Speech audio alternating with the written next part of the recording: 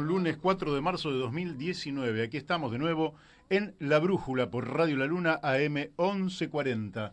Buenos días a todos. En primer lugar, a quien me está acompañando, buen día Daniel de Abrantes. ¿Qué tal, Mario? Buen día para todos nuestros queridos oyentes. Bueno, también buen día a Beto, nuestro operador, sin el cual no saldría al aire. Buen día Marcelo, que hoy nos recibió después de la tormenta que tuvimos anoche.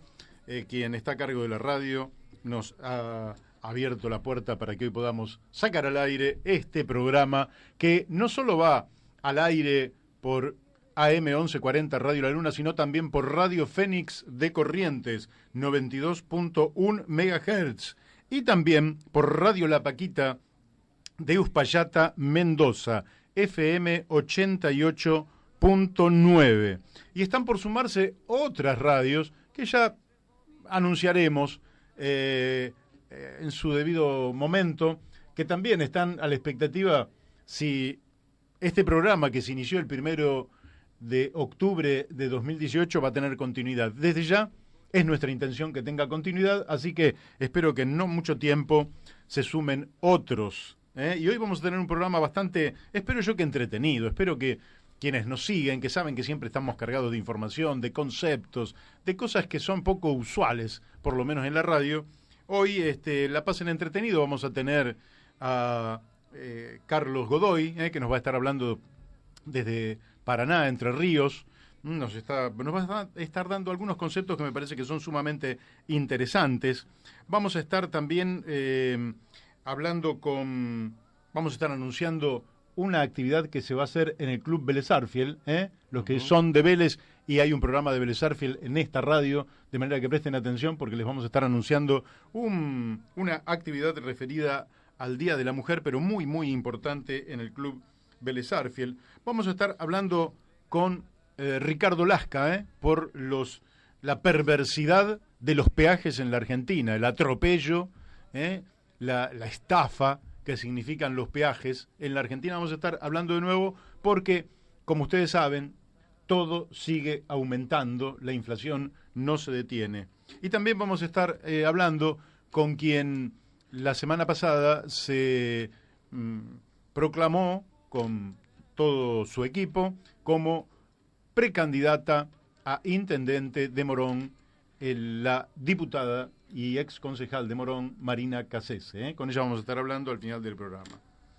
Así que, y le vamos a pedir también a Daniel de Abrantes, en algún huequito que se haga, y no sé si no querés empezar con eso, Daniel, y después yo voy a la nota editorial, ¿qué novedades tenemos del soterramiento? ¿Por qué? Porque llegó toda una propaganda del gobierno acerca de que los viajes del Sarmiento van a disminuir en 5 minutos entre Moreno y Once. Quiere decir que prácticamente entre Aedo y Once van a disminuir 2 minutos y medio. Quiero decir que actualmente ese trayecto entre Aedo y Once dura 39 minutos. Y en la década del 60, cuando llegaron los Toshiba, es decir, 50 años atrás, duraba entre 23 y 25 minutos. Quiere decir que aunque a los 39 le restemos 2 o 3 minutos, seguiremos estando muy, pero muy atrás de la década del 60. Es decir, que en lugar de ir para adelante, vamos para atrás. Ahora, ese pequeño aliento de 2 minutos menos un viaje, que lo hacen como una gran... parece que fuéramos al otro lado de la luna, ¿no? Y son 2 minutos de un tren que viaja a paso de hombre. Parece que estuviera ocultando la parálisis en las obras del soterramiento, parálisis que fue anunciada por primera vez aquí en La Brújula por Radio La Luna por Daniel de Abrantes, a quien le pedimos nos amplíe cómo está la situación de la obra del soterramiento del Sarmiento. No, la situación es la que conocemos, la obra sigue parada, la mayoría de los contratistas ha desvinculado a su personal. Ahí en la obra trabajaban 1.100 personas. En este momento quedan en la plantilla unas 400 personas, pero que están en proceso de desvinculación a través de la mediación del Ministerio de Trabajo. La tunelera ya emergió en Villaluro y está parada. Y bueno, ¿qué tenemos en el soterramiento? Tenemos un túnel que va desde Aedo hasta Villaluro, soterrado a 25 metros de profundidad, y que en esta situación es totalmente inservible, no tiene ninguna utilidad. Alguien pensó, me comentaba uno de los encargados de la construcción, que se había pensado, bueno, si no hay dinero para terminarlo, hacer una rampa y sacar el tren antes de 11, bueno, tratar de aprovechar lo que se había invertido. Estos poquitos kilómetros. Y me decía que eso es materialmente imposible porque está a 25 metros de profundidad. Sí, claro, no sale por ascensor. No sale, exactamente, no sale por ascensor, con lo cual necesita una cantidad, para subir el peso de un tren desde 25 metros a nivel de suelo, se necesita prácticamente la distancia que hay entre Villaluro y Caballito, ¿no? Con lo cual, claro, eso es impracticable. Sí, se podría buscar quizás alguna alternativa de terminar la obra hacia 11 y habilitarla desde Aedo, o sea, no seguir con el proyecto hacia Moreno y hacia Castelar y luego hacia Moreno. Pero bueno, la realidad es que está parado, la realidad es que se invirtieron 2.000 millones de dólares. La otra parte de la realidad es que se le debe a las empresas que están trabajando 2.600 millones de pesos. Uh-huh. Un gran descontrol, un gran desmanejo, una falta total de política ferroviaria de este gobierno y digámoslo también del anterior, ¿no? Que ha cometido errores groseros en torno al tema de política ferroviaria. Otra de las cosas que me comentaban, este gobierno importó 2 millones de durmientes de China, traer durmientes de hormigón de China. Un despropósito total. Pero no solo eso, están en depósitos fiscales sin usarse y pagando depósito en esos lugares. Con lo cual el despropósito se ha multiplicado y no sabemos hasta dónde se va a multiplicar. Las obras del tren a Rosario, que tanto se publicitó en su momento, un tren que recorre una distancia de 290 kilómetros y tarda 7 horas. Sí, estamos, claro, del estándar internacional, estamos como... 40 kilómetros por hora. Claro. Es decir, que un buen ciclista lo haría en menos tiempo. Bueno, que vamos a hablar del tren a Mar del Plata, otro bochorno. O sea, la política ferroviaria ha sido fuente de corrupción, ha sido un bochorno, cuando la Argentina fue uno de los países punta en América Latina, sin lugar a duda, y en el mundo, con su red ferroviaria, que llegó a tener 45.000 kilómetros de extensión, y que fue un ejemplo, ¿no? Así es. Bueno, también el otro gobierno importó vagones que después no servían absolutamente para nada, bueno, que eran parte de un negociado. El dislate es total, es decir, Mario, que en la Argentina esto pinta de cuerpo entero lo que es la administración del Estado en la República Argentina, hecho que es interesante porque algunos supusieron que porque llegaba el ingeniero Mauricio Macri, que iba a llegar un ingeniero, que no era un abogado, sino un ingeniero a la presidencia de la Nación, la organización estatal iba a perfeccionarse y sobre todo la obra pública. Sin embargo, realmente nada de eso ha ocurrido y bueno, y esto me da pie, estos dislates, estas idas y vueltas, hacer y deshacer, esto empezar una cosa y no terminarla, esto invertir y que no sirva para nada, esto de dilapidar recursos del Estado, de que lo sufre la población, que es el usuario, y también lo sufren los trabajadores, y lo sufren los empresarios, que tienen una expectativa en función de una obra de hacer una entrega determinada de material y después se interrumpe a mitad de camino. Bueno, todos estos dislates de importar durmientes, cosa que es un despropósito absoluto, porque los durmientes se pueden fabricar en la Argentina. Argentina tiene que disponer de dólares para tecnología de punta, para elementos que no se puedan fabricar en el país, pero no para hacer durmientes.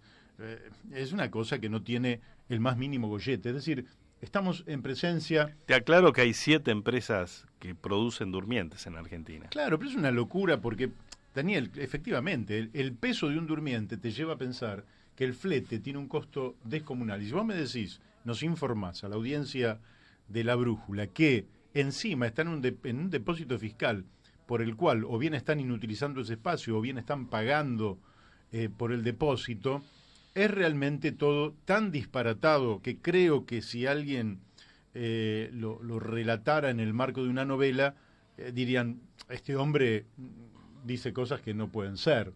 Pero sin embargo en la Argentina lo que no puede ser es, y ahora va un poquito en los minutos que tengo por delante, lo que para mí es la nota editorial o debe ser la nota editorial del día de hoy. ¿Por qué? Porque el viernes habló el presidente, abrió las sesiones ordinarias del Congreso de la Nación, conforme lo indica el inciso 8 del artículo 99 de la Constitución Nacional, que dice que el día 1 de marzo el presidente de la Nación, en el Congreso, reunidas ambas cámaras, diputados y senadores, ¿qué hará? Dará cuenta del estado de situación de la nación argentina y al tiempo que hará recomendaciones sobre las medidas que juzgue necesarias y convenientes para el desenvolvimiento de la economía, de la sociedad, de la cultura, en fin, de todo en la Argentina. Nada de esto ocurrió. El presidente de la Nación está en una etapa que configuro yo que es la etapa última de un mandato, y que es la etapa última porque ustedes pueden analizar un montón de cosas por fuera de lo que diga Mario Masitelli en este caso, y yo les voy a dar nada más que algunos elementos. Se ha escrito mucho, pero hay una nota de Sergio Berenstein el día viernes en el diario La Nación, antes de que hable el presidente, que se llama La disonancia entre el discurso y la acción de gobierno. Pero esto antes del discurso. Antes de que hable, ya Sergio Berenstein está observando con absoluta claridad que el gobierno dice una cosa y la realidad es otra que no tiene absolutamente nada que ver. Y no lo está diciendo en un diario opositor que usted diga, bueno, tiene, o un hombre que digamos que es duro con el gobierno. No, estamos hablando de un analista político muy lúcido, muy inteligente, pero que es una nota que es brillante, la nota, que yo se la recomiendo, pero donde realmente uno dice, miércoles, si esto es lo que dice un analista que no es opositor, lo que diremos los que somos opositores. Pero también pueden leer, por ejemplo, una nota de Jorge Fontevecchia en Perfil, que ya es posterior, es el discurso de Macri en el Congreso, revivó la discusión sobre la relación del presidente con la realidad. Y la nota es El psicólogo de Macri y la mentira. La recomiendo, no voy a comentar las notas porque están, ustedes pueden leer un montón, pero estas dos las recomiendo especialmente porque Jorge Fontevecchia tampoco es un opositor al gobierno y ya está hablando de la relación de Macri con la mentira desde la psicología y desde la relación con su madre, que le pegaba porque él mentía. Lo dejo allí, para que ustedes lo sigan.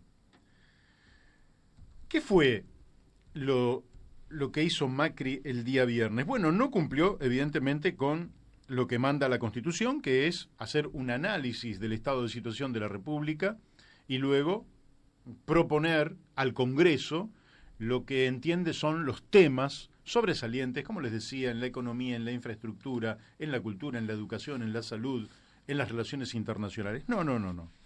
Algunos dicen que fue el lanzamiento de la campaña electoral.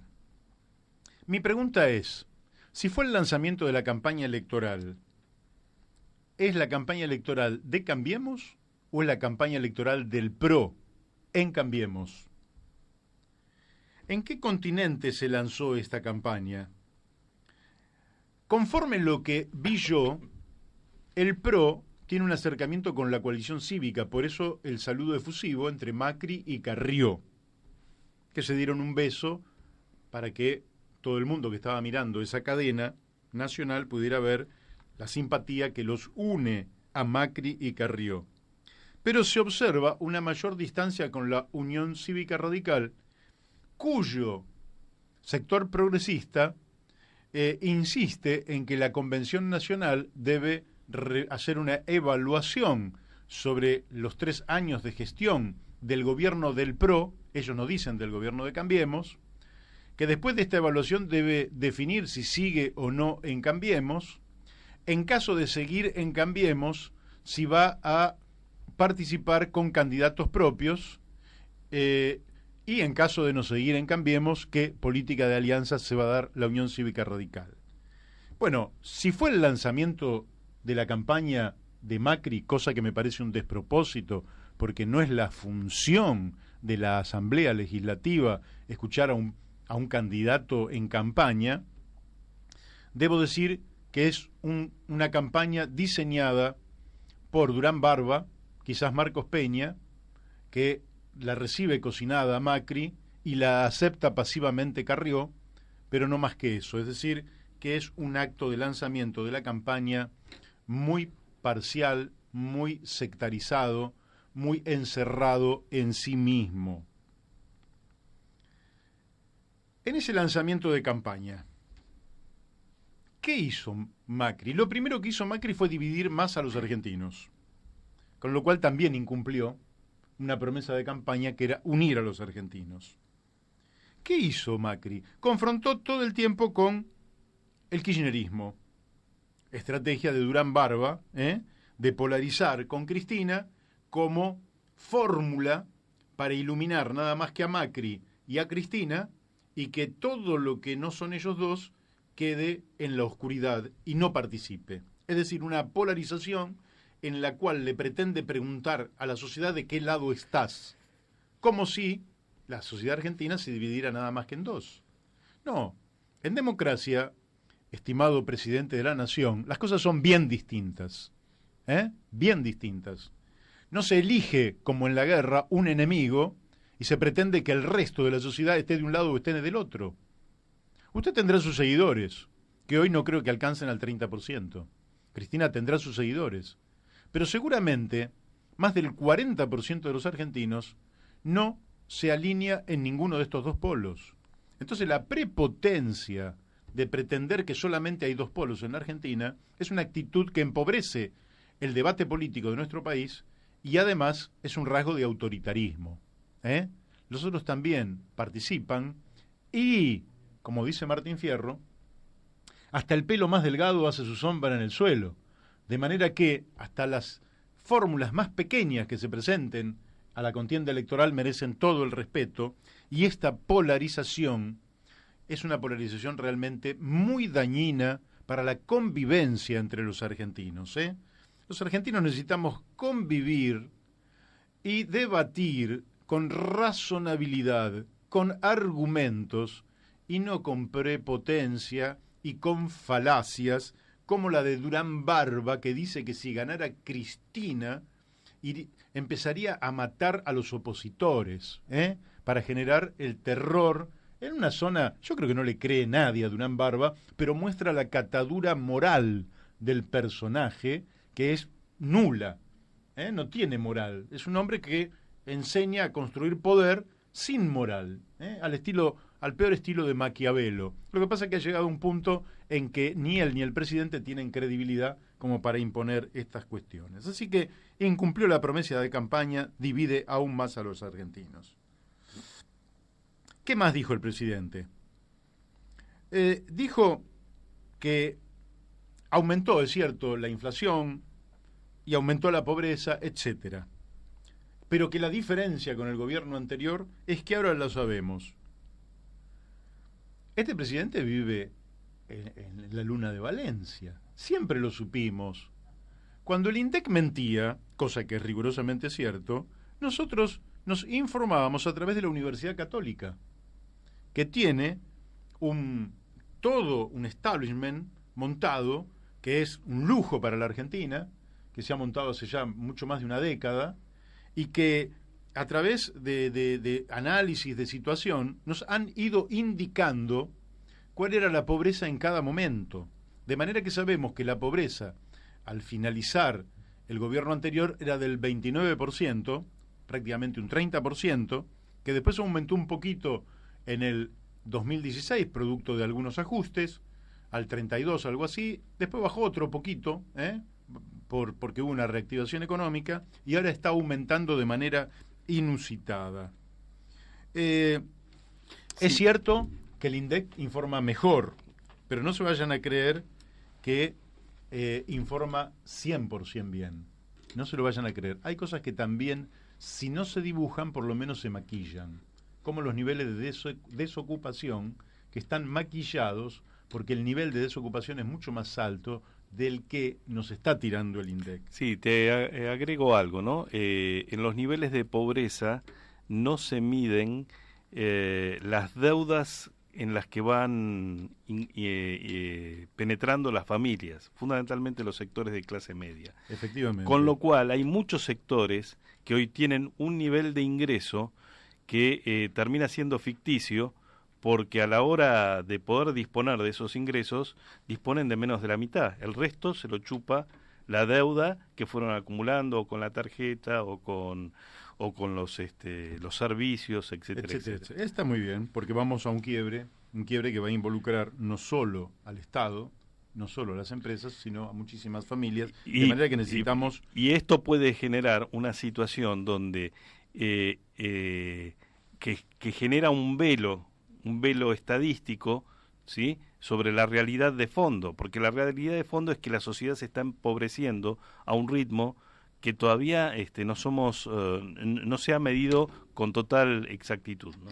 Así es. Bueno, ahora bien, el presidente entonces reconoce mayor inflación, mayor pobreza, mayor desocupación, mayor desempleo, mayor precariedad en la clase media. Bueno, aumentó la asignación universal por hijo, que más o menos acompañó la inflación, pero sería el único sector, todo lo demás empeoró. Te aclaro que lo Ahora, único ahí cumplió con lo que dice la ley. Lo único que hizo fue adelantarla, pero sí, la ley le imponía ese aumento.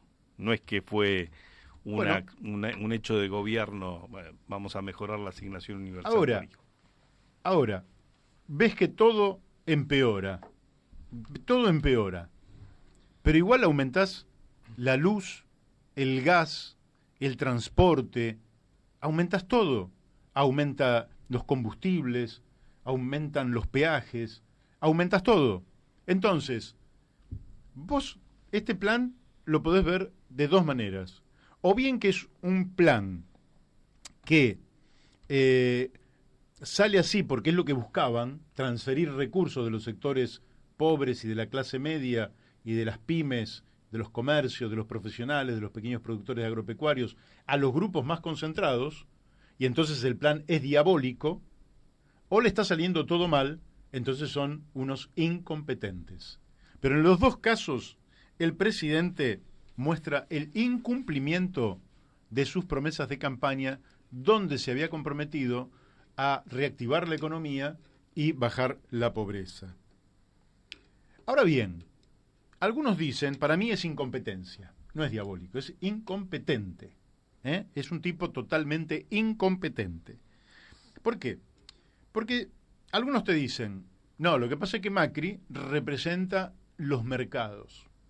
Cuando hablamos de los mercados, hablamos de los mercaderes, de los que Jesús echó del templo. Los mercados, sin los mercaderes, bueno, serían una cuestión bastante agradable. ¿A qué le llamamos mercaderes? A los poderosos que apuestan en la bolsa, que especulan con las monedas, que entran y salen del dólar, que ponen la guita a tasas de interés, etcétera, etcétera. ¿Qué ocurrió con ese sector cuando terminó de hablar el presidente el viernes? Subió el riesgo país. Terminó de hablar el presidente y el riesgo país se fue a 719 puntos, es decir, una locura de nuevo. Había bajado a 600 y pico, que también era muy alto, pero volvió a subir después que habló el presidente. Subió el dólar. Es decir, que la gente dijo, paso los pesos a dólares. Y además cayó la bolsa, quiere decir que algunos liquidaron sus papeles en la bolsa de Buenos Aires y la transformaron en dinero. Y se fueron algunos de ellos. Con todo esto, lógicamente, estamos diciendo que ¿quién apoya a Macri? Porque evidentemente los pobres están peor, la clase media está peor, las pymes están peor, comerciantes, industriales, productores agropecuarios, profesionales, etcétera, están peor, empleados públicos están peor. Uno dice, bueno, entonces lo apoyarán los grandes grupos económicos. No, tampoco, porque están también peor. También ellos están peor, salvo algunas áreas, lógicamente, a las cuales le está transfiriendo recursos. Es decir, que nosotros tuvimos un discurso presidencial que fue francamente decepcionante. Cuando digo francamente, voy a referirme que falleció el padre del presidente, Franco Macri, y que esto un poco tapó, digamos, lo que fue ese discurso tan horrible. Y bueno, lógicamente que frente a la muerte de cualquier persona, siempre nuestras condolencias, sin hipocresías, porque tampoco lo queríamos, ni al padre ni al hijo. Así que no voy a desgarrarme las vestiduras, pero todo el respeto del mundo. Pues bien, y a todo esto, ¿cómo responde el sistema político? Bueno, ahí lo escuchamos a Labaña en un gran reportaje con Jorge Fontevecchia, y cada uno dará su punto de vista. El hombre es muy sólido desde lo económico, claramente tiene las ideas más o menos indicadas para esta etapa, al mismo tiempo que no tiene quizás el carisma de otros dirigentes en capacidad de hacer vibrar a las masas. Pero bueno, es un hombre absolutamente preparado, de 77 años, que se siente un poco más allá del bien y del mal, y que estaría dispuesto a ofrecer su candidatura en un contexto determinado, y básicamente para tener objetivos muy claros: parar con el ajuste y hacer crecer a la economía argentina y distribuir los frutos del crecimiento de una manera un poco más justa, de manera que alivie la situación de los que más sufren. Bueno, no sería poco. ¿Quién lo podría acompañar? No lo sabemos. Lo cierto es que los radicales que apostaban porque Lustó confronte con Macri en el seno de Cambiemos, Lustó se bajó de la contienda. ¿Y ahora qué queda? Queda la primicia que dimos la semana pasada a través de Miguel Ponce, que es la primicia de que podría ocurrir que una fórmula posible fuera Labaña-Alfonsín. Queda ahí, en el aire. No digo que sea. ¿Qué va a hacer Cristina? ¿Se presenta o no se presenta? La gente que está cerca y muchos analistas dudan acerca de cuál va a ser su resolución final. Pero, lógicamente, que serían dos escenarios distintos. Cristina presentándose, qué es lo que quiere Durán Barba y lo que quiere Mauricio Macri, o Cristina negociando y apoyando a otro candidato que le resulte conveniente, lógicamente, a por lo menos el interés general y particular que tiene Cristina para esta etapa, porque evidentemente está acosada por el sistema judicial, con causas, algunas, pero absolutamente justificadas, otras injustificadas, pero la corrupción lamentablemente atravesó aquel gobierno y eso da motivo para muchísimas denuncias, y esas denuncias lógicamente tienen su correlato en los estrados judiciales, con lo cual este año Cristina es probable que haga más actos en Comodoro Pi que actos de campaña en el resto del país, y creo que es un elemento que ella evaluará para saber si se presenta o no se presenta. Pero Lustó ya se bajó en la contienda con Macri, queda ahí Labaña, también queda Massa, también quedan otros competidores. ¿Qué va a hacer la UCR? No lo sé. ¿Qué va a hacer el socialismo? El socialismo aparentemente y el sector progresista se ha definido por apoyar a Roberto Labaña como hombre para la etapa. Así lo dice la foto de Lifchitz con Roberto Labaña, y a mí me parece que eso es lo que va a ir prevaleciendo. De manera que todavía el mapa político con el cual vamos a confrontar en las elecciones de 1 de agosto en las PASO y después en octubre todavía no está consolidado. Y en el medio tenemos un montón de elecciones que van a ir dando señales. La primera fue en La Pampa, donde el candidato del PRO, McAllister, perdió con el candidato de la Unión Cívica Radical. Quiere decir que el PRO viene a la baja. Lo que sí podemos estar ya presuponiendo es que probablemente en más de un 90% de probabilidades Macri no siga siendo presidente. La mayor duda es quién lo va a reemplazar y cuánto ánimo hay de reemplazarlo. ¿Por qué? Porque Macri deja una herencia pesadísima. ¿Por qué? Porque tomó todo el crédito privado que había en el planeta hasta que le dijeron basta, y después tomó todo el crédito de los organismos financieros internacionales hasta que le dijeron basta. El Fondo Monetario le presta a la Argentina 57.100 millones de dólares, que préstamo que llega hasta febrero-marzo del año que viene. Pero ahí se termina todo lo que podemos pedir y a partir de ese momento hay que empezar a pagar. Ya no te prestan y tenés que empezar a pagar. En el contexto actual todos saben que Macri marcha a un default, no un default porque lo quiera, sino a una cesación de pagos de la deuda porque no va a tener plata para afrontar los compromisos. Mañana vamos a hablar del tema de la deuda y vamos a tratar de darle un enfoque distinto. Hoy vamos más a la cuestión general. Lo cierto es que esa pesadumbre que va a tener el próximo gobierno tiene que ser administrada con mucha inteligencia y con mucho arte. Y no se ven tantos dirigentes en capacidad de afrontar una situación tan dura y difícil como la que vamos a tener en el año 2020, cuando el nuevo gobierno empieza a ejercer a partir del 11 de diciembre, pero básicamente a partir del 2020, el nuevo mandato presidencial hacia el 2023, donde tendrá que sacar a la Argentina de la recesión, ponerla en marcha, lograr el crecimiento y además cumplir con todas las obligaciones internacionales. Cerramos aquí nuestro editorial del día y creo que lo tenemos a Carlos Godoy para comunicarse con nosotros. Carlos, buen día. Hola, Carlos. Lo tenemos en el aire a Carlos Alberto Godoy, que nos está hablando desde Paraná, Entre Ríos. Carlos, ¿me estás escuchando? Te estoy escuchando muy bien, Mario. Ah, bueno, yo no te escuchaba, ahora recién te estoy escuchando. Muy bien, muy bien. Bueno. Muy bien, un abrazo. Y igualmente, Carlos, contame qué es lo que te está impactando de esta realidad que estamos viviendo, sobre la cual hicimos el editorial, que fueron las palabras del presidente, totalmente disociadas con la realidad. Un presidente que yo personalmente creo que se está marchando, aunque todavía tiene alguna probabilidad de repetir si todos los planetas se le alinean, ¿verdad?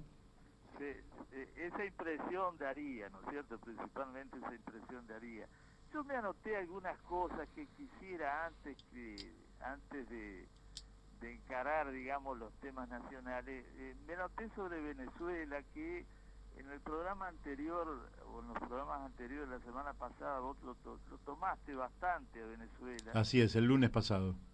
Hay tres cosas que yo me noté que por ahí no se han tomado digamos, por la prensa con la interpretación necesaria, ¿no es cierto?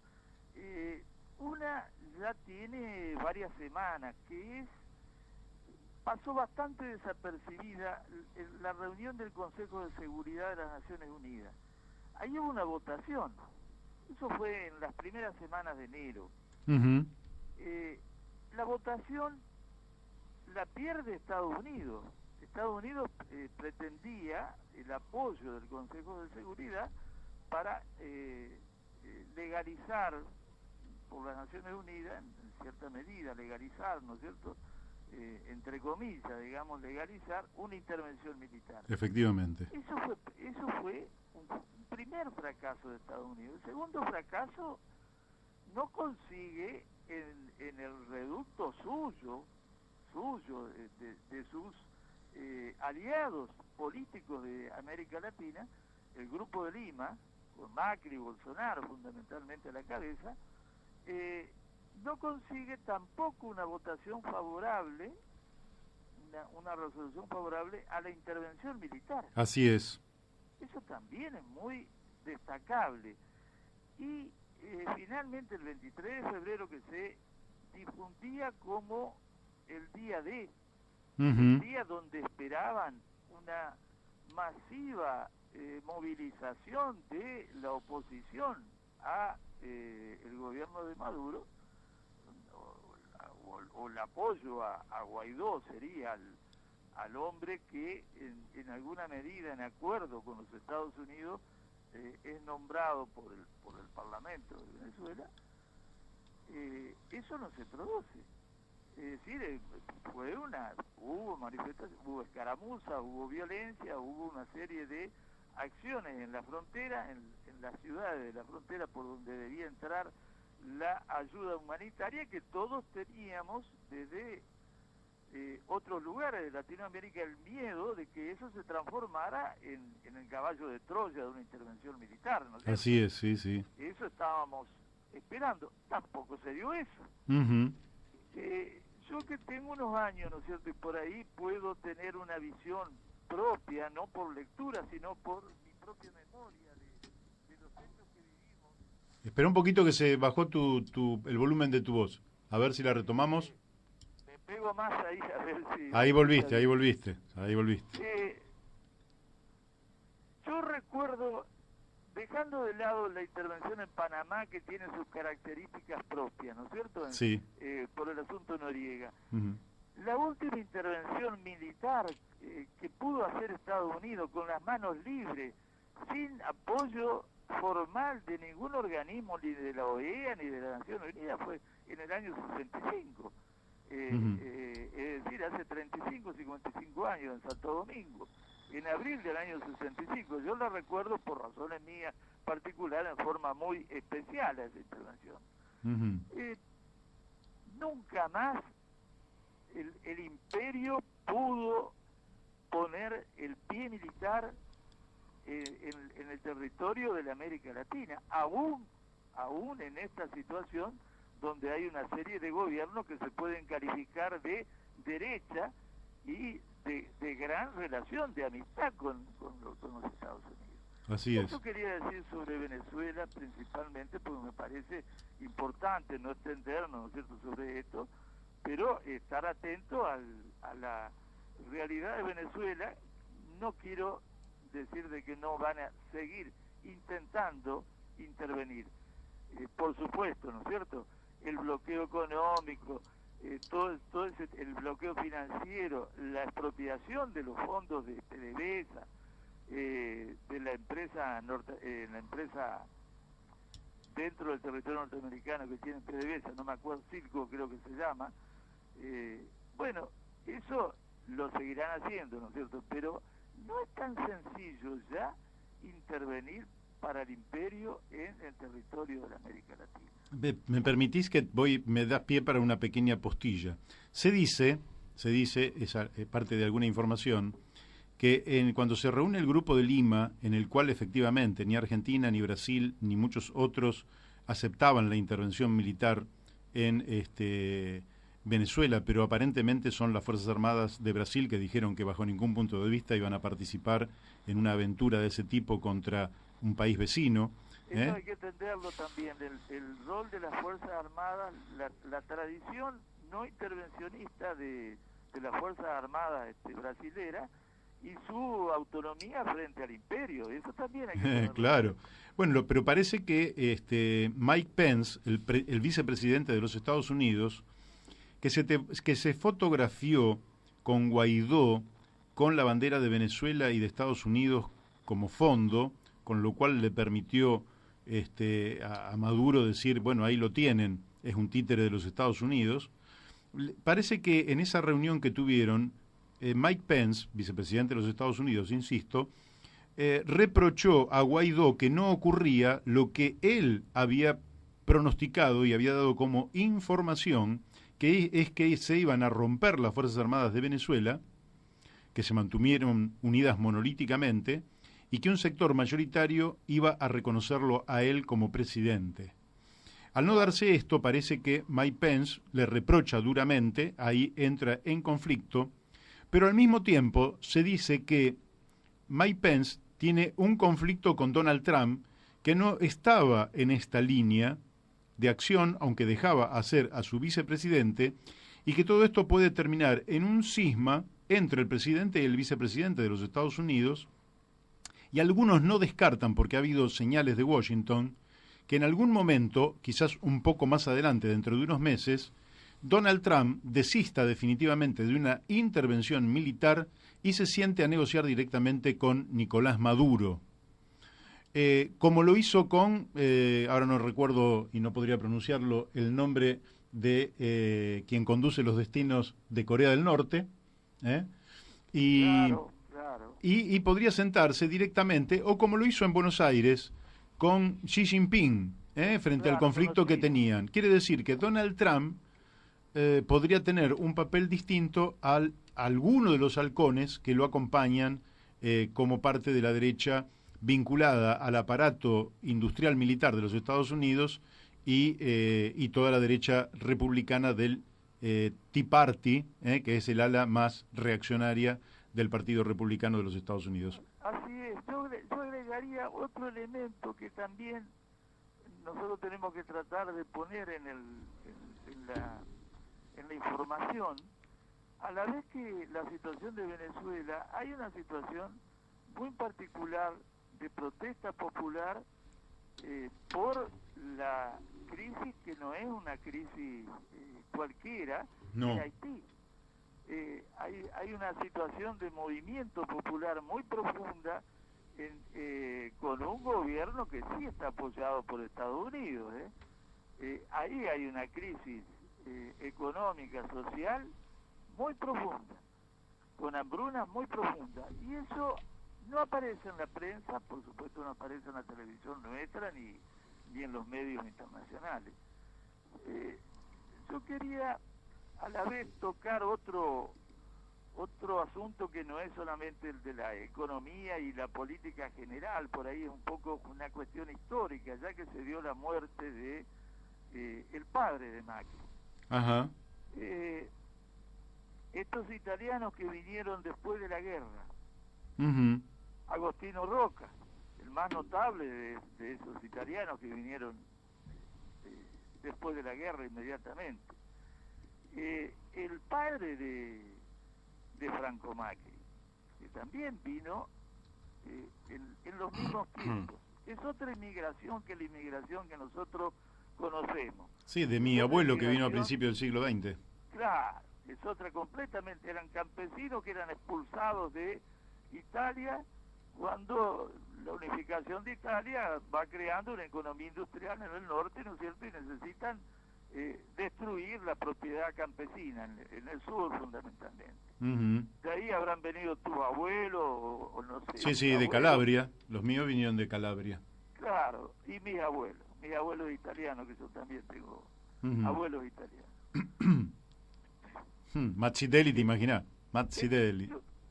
Yo creo que hay que destacar que esos italianos, no todos los italianos que vinieron después del 45, pero los más notables no venían con una mano atrás y otra adelante, no venían a agarrar la pala, el balde y hacer trabajar en la construcción. Uh-huh. Esos italianos, muchos de esos italianos, principalmente Agostino Roca, eran dirigentes importantes en la élite del fascismo. Eran dirigentes importantes en la élite industrial del fascismo. Quizás no eran políticos, quizás no eran personas que estaban comprometidas con el gobierno de Mussolini. Uh-huh. Pero, por ejemplo, yo nombro Sadov, que es una empresa que no existe desde hace muchos años, pero que fue la primera empresa de origen italiano, de origen de capitales italianos, de capitales entre comillas, Ajá. que fue favorecida por el gobierno de Perón en aquel tiempo, y que había un hijo de Mussolini Amigo. en la dirección de esa empresa. Esa empresa se funde, hacía obras públicas, hacía caminos, y comienza la construcción del primer gasoducto entre Comodoro Rivadavia y La Plata. Ajá. Ese gasoducto lo termina Tetín, o lo hace Tetín, que solo era una empresa que hoy le llamaríamos consultora, era una empresa de ingeniería, el propio nombre lo dice, ¿no es cierto? Compañía Técnica Internacional, ese era el nombre original, ¿no es cierto? ¿A qué quiero llegar yo?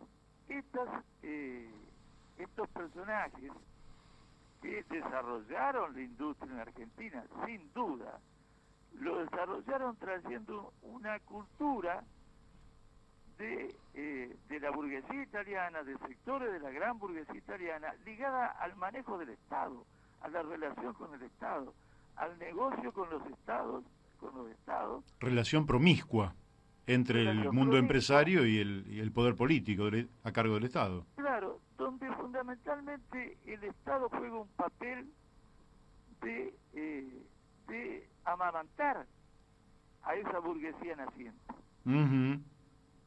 Nosotros nos hemos olvidado que una de las grandes industrias de Argentina, Aluar, fue construida totalmente con fondos del Estado. Así es. Y por un gobierno militar. Así es, claramente. Es para hacer todo un programa, para recordar lo que fue el negocio de Aluar, realmente da mucha tela, ¿no es cierto? Papel prensa también, papel prensa es otra cosa similar. Pensar que quien es dueño de Somisa, hoy, Techín, sí, la acería construida desde los años 50, en el año 47, el general Sabio hace el plan siderúrgico argentino por encargo de Perón. Los dos altos hornos de Somisa hoy son de Techín. Sí, yo los he visto porque estuve ahí en San Nicolás siendo estudiante de mecánica en el Jorge Newbery.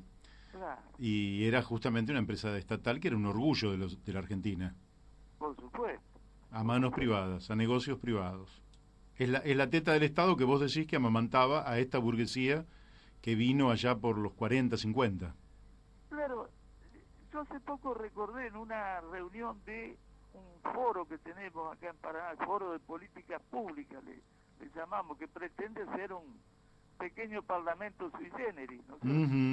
Donde nadie tiene sueldo ahí, nadie tiene una banca elegida por los votos, pero donde se tratan ciertos temas, como por ejemplo yo recordé que el túnel que se cumple 50 años ahora, no le tengo toda la culpa a los italianos, en este caso a los grandes burgueses italianos que vinieron a hacer otra América, ¿no es cierto? Es distinto a los abuelos, los bisabuelos nuestros, ¿no? Sí. El túnel se hizo con un sistema de contrato. El túnel, vos hablás con naturalidad. Para nuestros oyentes es el túnel subfluvial que une las ciudades de Paraná y Santa Fe y Paraná. Ese túnel que va por abajo del río Paraná. Sí, los 4 primeros túneles, por su extensión, están en Nueva York. No recuerdo dónde está el quinto, este era el 6º túnel. Creo que sigue siendo el 6º túnel por su longitud. Bueno, está el que une a Inglaterra con Francia. Bueno, ahora ese, claro, ese tiene que ser, por supuesto, el más largo. Sí. Claro. Ese túnel se hizo por el sistema de costas y costes, donde no hay riesgo. Claro. Es decir, todo lo que se gasta, esté bien gastado o mal gastado, se paga. El Estado lo pagaba. Es decir, el túnel está construido sobre una zanja en el río, en el lecho del río.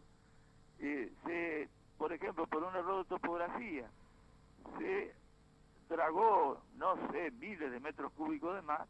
Esos miles de metros cúbicos de más se pagaron.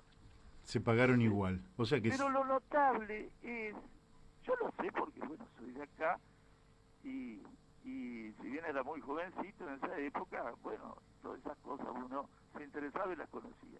Pero cuando salí a trabajar afuera, a las grandes obras, me enteré que el sistema de costa y coste era el sistema de todas las grandes obras de Argentina. Claro. No hubo riesgo en ninguna de esas grandes obras, donde nacieron todas las grandes empresas, incluidas las del presidente y presidente. Dicho sea de paso, yo también trabajé para el presidente. Recordándolo, yo trabajé en Salto Grande y Salto Grande le hizo Impresit. Ujú. Hizo el Cicireco con socios italianos. O sea que tenés experiencia en grandes obras también. Sí, por supuesto. Sí, sí, yo lo sé personalmente, pero es bueno que los oyentes también sepan que no está hablando alguien que no sabe del tema, sino que participó activamente en No, Salto claro, Grande, claro, claro. en fin, en grandes obras. Conozco la historia conozco la historia de Techín contada por obreros que vinieron, italianos que vinieron de Italia en aquellos años, y que, como eran italianos, para entrar en Techín a uno le preguntaban el apellido propio y el apellido de la madre. Mm, Y ahí saltaba si éramos medio italiano también, ¿no? claro. Por supuesto, y por eso podemos decir, no por teoría o por lectura, estos datos de dónde nace esta burguesía, la gran burguesía industrial de Argentina, ligada a los contratos del Estado, y que también tuvo los favores del Estado en el caso también de los sectores industriales, no solo de la construcción, ¿no es cierto? En los sectores industriales también. Bueno, Ahora, Carlos, es muy, muy interesante esto que vos decís, porque el tema de la obra pública, tal cual lo estás expresando, una obra pública sin riesgo, quiere decir que si se contrataban servicios ajenos a la construcción, se cargaba los costos y también el Estado lo pagaba. Eh, Esto viene de una cultura que se introduce hace 70 años, por decirlo así. más o menos. Más o menos. Esta cultura transita prácticamente todos los gobiernos y a través de esta cultura creo yo que Néstor Kirchner entiende que para hacer política hay que tener dinero y para tener dinero esta cultura de este vínculo promiscuo entre el Estado y la burguesía prebendaria es una fuente muy grande de recursos.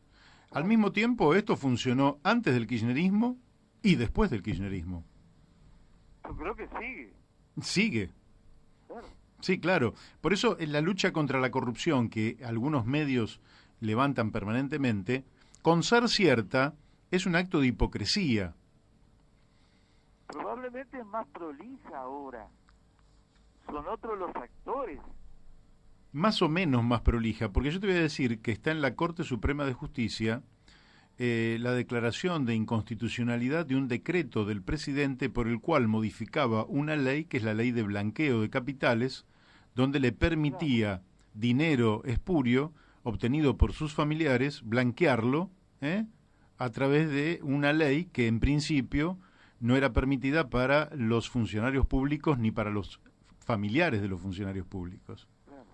Entonces yo no sé hasta dónde es más prolijo, pero lo cierto es que estamos hablando de una cultura con la cual evidentemente una nueva gestión de gobierno debería terminar, o intentar por lo menos terminar. Así es. Yo aprovecharía para recordar a nuestro compañero Emilio Corbier, Uh-huh. en una nota muy notable que hablaba de la globalización, muy importante, allá por el año 97 creo, nos hablaba de el Estado nodriza, el Ajá. Estado que amamanta a los sectores de la burguesía. Mira. En ese sentido, y conectando con lo que vos decís, con lo que vos decías, actual, ¿no es cierto?, y la experiencia de la política de Kirchner de favorecer y de hacer caja, como se dice comúnmente en el lenguaje interno, en la jerga interna de los políticos de los grandes partidos. Ellos hablan de hacer caja. Hacer caja, sí. Creo que debemos decir algo sobre Lula y Odebrecht. Uh-huh. Yo creo Dale, que nos queda poco tiempo. Sí, bueno, solamente eso, Pero... por lo menos citar, ¿no es cierto?, de que Lula se equivoca y también busca hacer caja, y en eso de hacer caja, bueno, los grandes burgueses de Odebrecht le cambian el color a su movimiento y a su política, y se pierde, yo creo que una gran oportunidad histórica y una gran experiencia que estaba haciendo el gobierno del PT, con mucho esfuerzo, después de décadas de haber llegado al poder, ¿no es cierto?, a manejar el Estado, bueno, en eso de tratar de ser políticos, en el sentido de representar no solo los intereses populares, sino atender los intereses de los industriales y del sector financiero y del sector de la construcción. Bueno, por ese mal criterio de que hay que hacer caja para hacer política, bueno, se entró en esa derivación que llevó, nosotros sabemos a dónde llevó. Yo no estoy de acuerdo, por supuesto, no quiero pasar por alto las maniobras que significaron judiciales, la forma en que se lo enjuicia, condena y detiene a Lula, ¿no es cierto? Que debemos decir también que hay un momento muy feo que pasó hace unos días, sí, por la muerte de uno de sus nietitos, ¿no es cierto? Así es. Y hoy hay una nota de el ex gobernador de Entre Ríos, Putti, una nota muy interesante donde él se sensibiliza ante esta situación y muestra el odio que hay en Brasil a los Así sectores es. populares, en ciertos sectores que salen en contra de Lula, ¿no es cierto?, en este momento. Así es. Yo sigo creyendo que efectivamente se vincularon a un método de hacer caja que es lamentable, que no lo debieron haber hecho nunca, pero también porque conozco de Lula desde el 80 prácticamente, y sé que es una persona de bien, que es un buen hombre, que es un tipo honesto, pero quizás creyeron, y su entorno y mucha gente, que era la forma, pero no que él se haya enriquecido, con lo cual me parece también un acto estrictamente político el hecho de detener a Lula. A Lula lo detienen no porque se haya enriquecido, cosa que es falaz, o porque se haya quedado con un departamento, cosa que ni está a su nombre. Porque lo querían bajar. Lo querían bajar porque ganaba la elección. Y a Dilma Rousseff ni siquiera le pudieron achacar que se llevó un escarbadiente a la casa, y también la echaron. ¿Por qué? Porque desde mi punto de vista, y esto es motivo para otra conversación que te la dejo planteada porque hoy se nos va el tiempo, si nosotros hiciéramos dos círculos, ¿no? En un círculo pusiéramos la palabra modo de producción y en el otro círculo pusiéramos matriz distributiva, nosotros veríamos que a un modo de producción le corresponde una matriz distributiva. Y cuando solo se actúa sobre la matriz distributiva sin cambiar el modo de producción, finalmente el modo de producción, que es más duro, se va a interponer y va a subordinar a la matriz distributiva a los intereses dominantes. Entonces, a mí me parece que los cambios que hizo el progresismo favorables a los sectores populares durante los últimos años, sin cambiar el modo de producción, han llevado a una matriz distributiva que mientras tenían poder político, más o menos la podían llevar. Pero caído el poder político, evidentemente el modo de producción vuelve a imponer una matriz distributiva regresiva, donde los pobres vuelven a ser pobres o aún más pobres, donde se empobrece a las clases medias y donde evidentemente los sectores nacionales decaen. La próxima etapa tiene que ser cambiando la matriz distributiva, pero también cambiando el modo de producción. Y yo creo que el acierto de un proyecto político de cara al porvenir es poder dar una respuesta integral al problema de las masas populares de nuestros países. Te dejo el cierre y nos vamos porque ya es la 1. Déjame despedirme evocando 3 momentos, 3 lugares y 3 momentos. 2 en Brasil. Recuerdo a alguien que ya está muerto, que en el año 70 me mostró la salida de un turno de Volkswagen en São Bernardo. Y esa misma persona me llevó a conocer el sindicato metalúrgico en San Pablo. Y me quiero despedir también recordando a mi hermano, que me llevó a conocer en los años 60, mucho más antes. La cortada Molinero se llamaba en Avellaneda, se debe llamar igual probablemente, que era la entrada hacia Anditela. Ajá. Es decir, con esto te quiero mostrar que la industria, desde los dos puntos de vista, desde la empresa y desde los obreros que trabajan en la industria, están en la raíz nuestra, ¿no? Así es. Así es. Bueno, Carlos, ha sido un placer como siempre y bueno, y seguimos en contacto, ¿eh? Probablemente el lunes que viene o cuando nos cuadre vamos a seguir conversando. Muy bien. Te mando un Un fuerte abrazo. abrazo. Hemos hablado con Carlos Godoy, empresario desde Paraná, Entre Ríos, con una mirada política más que interesante. Bueno, estamos aquí de nuevo en La Brújula y me llegó de María Paz, Pachu, María Paz, sobre la primer jornada de mujeres que hacemos en Vélez Sarsfield. Así que, pero no es solo para las velezanas, me parece, es para todas las mujeres. Es el día 9 de marzo, a las 2:30 de la tarde. El lugar son las aulas del tercer piso de la sede. Y van a un poco, supongo, celebrar por el 8 de marzo, el Día de la Mujer, y van a hacer un taller vivencial. Ser Mujer Hoy, a cargo de Gabriela González, que es coach y psicóloga social.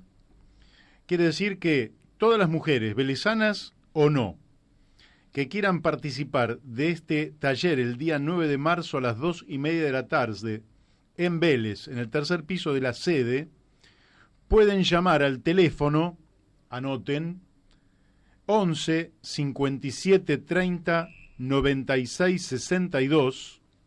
Repito, porque para escribirlo uno no tiene la lapicera a mano. Cuando va a buscar la lapicera no escribe. ¿Viste cómo es esto? Y el teléfono se te termina pasando. Repito el teléfono para quienes se quieran inscribir para esta primer jornada de mujeres en Vélez Sarsfield, a cargo de Gabriela González. El teléfono es 11 57 30 96 62. Y también se pueden inscribir de la siguiente manera: Vélez Social, todo junto, @velezsarfield.com.ar. Repito, Vélez Social, @velezsarfield.com.ar. Bueno, y le mandamos desde aquí un saludo a María Paz, que nos ha hecho llegar esta invitación para todas las mujeres que nos escuchan, sobre todo acá en la zona oeste, que tenemos una gran llegada, y que quieran participar de esta jornada el día 9 de marzo. Si María Paz nos quiere llamar en el día de mañana, bueno, con todo gusto ampliaremos la información. Quiero decirles que para mañana vamos a tener un programa también bastante movidito. Vamos a pasar lo que hoy no podemos pasar, que es el socialismo creativo número 7 del doctor Mario Kiektik. Vamos a tener la participación de Laura Deriu, sobre qué comemos y sobre los tóxicos en la comida. Un tema que está preparando muy especialmente, con mucha información, y que creo que va a ser para rechuparse los dedos, o mejor no, porque por ahí tenemos glifosato. Vamos a hablar también con Julio Moyano, que nos va a hablar sobre problemas que tienen los vecinos allí en San Isidro, en la zona norte, y bueno, todo lo que tiene que ver con la problemática que nos aqueja como vecinos. En un ratito vamos a estar hablando con el ingeniero Ricardo Lasca, coordinador nacional de defensa del usuario vial, que nos va a hablar sobre un tema que realmente nos preocupa mucho, que es el tema de los peajes. Cuando se iniciaron los peajes, se iniciaron en la década del 90 con Menem, ¿verdad? Y muchos hicieron presentaciones en la justicia porque la Constitución garantiza a todo habitante la libre circulación por el país. Pero resulta que vos, si vas por una ruta y te encontrás con una casilla de peaje y querés pasar, no te dejan pasar. ¿Lo sabías? Sí, claro. Y además está la policía como para que no pases. Para pasar tenés que pagar. Y si no pagás, no pasás. Entonces yo recuerdo que allá por el año 91, que se hizo el peaje allá en la Ruta 2, el diputado nacional en ese momento, Juan Pablo Cafiero, hijo de don Antonio Cafiero, hermano de Mario Cafiero, dijeron que eran diputados y que no iban a pagar. Pero la policía no los dejó pasar. Y tuvieron que pagar porque si no, no llegaban a la reunión para la cual iban a Mar del Plata. De manera que la cuestión de los peajes es una cuestión absolutamente discutible, ¿verdad? Desde mi punto de vista es totalmente inconstitucional. Las rutas y los caminos argentinos deberían ser de libre circulación y lógicamente que deberían sostenerse en impuestos adecuados, ¿verdad? Tema impositivo que es todo un capítulo aparte.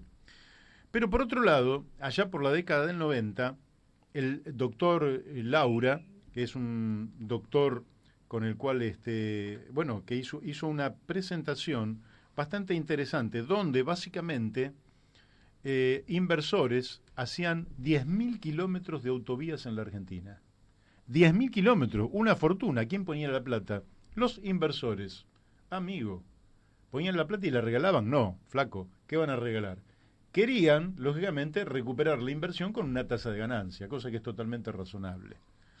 Pero ¿de dónde surgía eso? Surgía de encarecer 10 centavos el litro de nafta. Quiere decir que los que utilizaban esas rutas eran los que finalmente, eso iba a un fondo aparte que no administraba el Estado, y desde ese fondo aparte, ¿sí?, y les iba pagando a los inversores. A mí me pareció, a primera vista, una idea muy buena. Me pareció una idea muy buena. Le vamos a preguntar un poquito hoy también a Ricardo Lasca por qué esa idea no se implementó cuando porque acá, ¿qué ocurre? Acá ponen una casilla de peaje sobre una ruta que ya existe. Sí, claro. Es decir, bueno, es como si yo me pongo en la estación de Aedo y para dejarte entrar a la estación te cobro un peaje. Pues si no, flaco, si vos haces una estación, vos la haces, invertís. Bueno, pero la gente mal cortan el pasto y mal pintan los cordones. Claro, esto claro, yo me pongo acá en Avenida Rivadavia y digo, no, si quiere pasar, me tiene que pagar un peaje. No, este caso era muy distinto. Los tipos hacían un plan, el plan era aprobado por el Congreso Nacional, los tipos hacían la inversión, terminaban la obra y cuando terminaban la obra te decían, ¿usted está a gusto? Sí, estoy a gusto. Bueno, ahora me la paga. Cosa que vos pagás con todo placer. Porque vos decís, bueno, vino alguien, invirtió, puso la guita, hizo la obra, ahora estoy disfrutando de esto, es un beneficio para la economía del país, para el turismo, para todo, perfecto, lo pagás. Ah, no, acá es al revés, vos pagás y después vemos qué hacemos con tu plata. Bueno, yo diría que vayamos a un tema y después seguimos entonces con Ricardo Lasca, el ingeniero Ricardo Lasca, sobre el tema de los abusos y de la perversidad de los peajes en la Argentina. Vamos a un tema de Silvio Rodríguez. Con las disculpas que corresponden para Silvio Rodríguez, que habíamos iniciado el primer tema del programa. Ricardo Lasca está allí en el teléfono. Sí, buenos días. ¿Cómo le va? Bien, bueno, Mario. Ricardo, nos queríamos comunicar con usted porque hicimos toda una introducción sobre el tema de los peajes. Yo conté una vieja anécdota del año 91 donde el diputado Juan Pablo Cafiero no quiso pagar en la Ruta 2, yendo para Mar del Plata a un acto político en aquel momento, y la policía impidió que pasara, siendo él diputado nacional, y para llegar a Mar del Plata tuvo que pagar. Y la Ruta 2 era preexistente, no era que la habían creado ellos. Bueno, la autovía 2 sí fue un escándalo porque usted recordará que se pagó con un subsidio que dio el ex gobernador Duhalde de más de 120 millones de dólares, que simplemente consistió en agregar 2 carriles a la vieja ruta nacional, porque era nacional la Ruta 2. Claro. Y convirtiéndola en una autovía que realmente es un desastre y encima pagando todavía después de 30 años que está recontra pagada, amortizadas, tarifas abusivas, inapropiadas, y que ha sido un gran negociado, como siempre lo decimos, con la patria contratista, el club de peaje. Cuando usted ve quienes estuvieron en dicha concesión, partimos de los años 90 con Rollo, Coviares, luego Ernequian, Cristóbal López, Zucco, bueno, todos estos Rollo, todos estos incumplidores, todos estos señores que ahora están procesados en el famoso tema de los cuadernos. Es todo un escándalo, ¿no? Y ahora sorprendido, le digo la verdad, Mario, con este nuevo incremento en las rutas nacionales, que duele ver que no salen los medios, ¿no? Están hablando de un aumento en los celulares del 18%, en los combustibles del 2%, y acá se implementó un incremento de hasta el 66%. Amigo. El año pasado fueron 180%, hubo 3 aumentos. Cuando asumió Macri, 400% de aumento, el acumulado ya lleva 1000%, y como siempre digo, sin haber retraso tarifario, porque nunca hubo retraso tarifario en las concesiones viales, que también son un servicio público. Y lamentablemente esto no se instala, nadie lo trata. Hay tantos intereses en el medio, de empresarios o grupos hasta periodísticos, ¿no? Que nadie habla de esto. Yo no he escuchado prácticamente nada de este aumento disparatado, y encima, fíjese que le aumentaron también la tarifa en esta proporción en la autopista Rosario-Córdoba. Usted estará al tanto de todo el escándalo que se armó hace unos días atrás, pues está destruida la autopista, que salió ahí mismo la propia intendenta de Cañada Gómez a pedir que no se cobre más, y encima lo premian con un aumento, ¿no? Y fíjese qué casualidad, cayó esa concesión que está dentro de las PPP en manos de un equián, ¿no? Un incumplidor, y un tipo que ahora va a ser prontamente procesado, ¿no? Entonces, bueno, uno paga para matarse, no les importa nada. ¿A qué podemos atribuir qué es corrupción desde el Estado? Recién hablábamos con Carlos Godoy, que hablaba de Paraná, Entre Ríos, y nos decía que el Estado es como el que amamanta a una burguesía nacional que chupa de la teta del Estado, y lógicamente es como un bebé que nunca se satisface. Siempre chupan de la teta del Estado. Hay rutas que efectivamente ya están amortizadas y seguimos pagando peajes como si fueran nuevas. No, y encima destruida, ¿no? Como este caso concreto que hablamos de una autopista, no una simple ruta, nada más y nada menos que la autopista Rosario-Córdoba, y hay 40, 50 kilómetros, pero destruidos directamente. Y encima cuando usted va a pagar, le dicen alegremente, bueno, mire, ya en un momento la vamos a terminar. No, señor, yo viajo hoy, no viajo dentro de 4 años.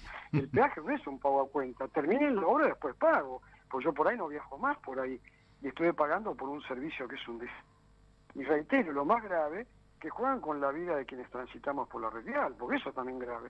No les importa que uno se mate en el medio de la ruta. Entonces sí, la corrupción, mire, Mario, sigue vigente, es más de lo mismo. Mire, la transparencia que hablan, desde noviembre estamos pidiendo información pública de Aubasa, que es una empresa trucha que hay en la provincia de Buenos Aires, paralela a Vialidad Provincial, a la gobernadora Vidal. Pero desde noviembre ni nos contestaron, y hablan de transparencia, de acceso a la información pública. Es más de lo mismo. Seguimos con esta historia de este falso peaje, de este impuesto al tránsito, que afecta, como siempre digo, no al usuario vial solamente, a toda la comunidad en su conjunto, por el aumento en el costo de transporte que esto genera, ¿no? Efectivamente. Sí. Impacta sobre la inflación.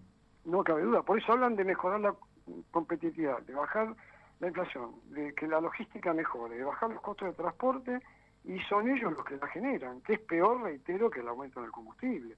Nosotros tenemos cálculos de un viaje Luján-Buenos Aires, 56 kilómetros, ya lo hemos dicho varias oportunidades. Al cabo de un año, un transportista paga 500.000 pesos solamente en concepto de peaje. Súmele otros 400.000 o 500.000 pesos de combustible. Estamos hablando de 56 kilómetros, ida y vuelta, 112 kilómetros, 120. Es increíble. Sí, el número es increíble. Las producciones que vienen de lugares como el Chaco, Corrientes, lejanos a los centros de consumo, de distribución, de los puertos. Yo me dedico al sector agropecuario, ¿no? Y estará muy bien en la zona núcleo, acá en Pergamino, Colón. Hay más de 20 economías regionales totalmente destruidas, paralizadas. Y bueno, y realmente yo le digo, Mario, a veces lo digo, no es bronca, uno tiene dolor, tristeza, desilusión, nos pisotean nuestros derechos, los vulneran. Y encima he llegado a la conclusión, y lo digo con dolor, que a este gobierno le encanta castigar a la gente. A mí no me cabe esa duda.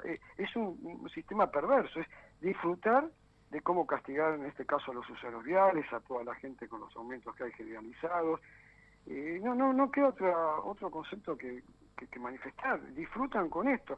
Y el presidente cuando dice, yo sé lo que... No, una cosa es saber, y otra es ponerse en la piel de la gente. Claro. Yo lo felicito que le esté muy bien económicamente y tiene todo su derecho, pero hay que salir a la calle, a ver qué va a hacer él viviendo en una tapera con piso de tierra, comprando una garrafa, que vaya a vivir a ver qué padece esa gente. Ahora es muy fácil, como funcionarios, los legisladores, que viven también una empanada, digamos. Sí, claramente. Hablan, claro, ellos viven bárbaro, hablan de defensa del bien común, y se la pasan rosqueando, se cambian de partido, ahora están con las elecciones. Como siempre le digo, no hay reuniones en el Congreso, no se reúnen las comisiones de obras públicas, de transporte, hemos presentado proyectos de ley para un plan vial, no los trata nadie. Entonces, bueno, es lamentable, por eso digo, suena como bronca, pero es el dolor que uno tiene, la desilusión y la desesperanza de que seguimos con más de lo mismo, y más cuando uno ve los mismos candidatos de siempre. ¿Qué puede esperar de un Felipe Solá, no sé, de un Guillermo Moreno, de una Cristina Kirchner, del propio macrismo? ¿Qué puede esperar esta gente con todos los desastres que han hecho y que lo estamos padeciendo? Que si no, el país estaría bárbaro. Claramente. Ricardo, vuelvo un poquito atrás y después vuelvo también sobre la política, pero... no, la política yo prefiero no meterse. Hice una catarsis y se lo agradezco y punto. Sí, pero no importa, verdad... igual le voy a volver a preguntar igual. Cuando hablamos, porque hay una cosa que hay dos cosas que la gente común, digamos, los que viajamos, no logramos entender. Una es, ¿cuál es la fórmula objetiva a partir de la cual yo sé que pago, pero pago sobre la base de una fórmula objetiva que yo la puedo controlar, porque sé que voy a hacer 20 kilómetros y pago X cantidad de pesos o cosa por el estilo? ¿O esto es realmente arbitrario y se paga distinto por el mismo servicio, conforme también la incidencia del concesionario? Y la otra pregunta, aparte de esto que sería qué fórmula objetiva hay o no hay ninguna, es ¿qué hacen los concesionarios con el dinero? ¿A quién rinden cuentas? Primero parto por la segunda, ¿no? Yo ya expliqué varias oportunidades que el sistema de peaje con cabinas de cobro en ruta, este peaje que estamos pagando, que es un impuesto al tránsito, es inviable técnicamente, no es que uno está en contra a favor.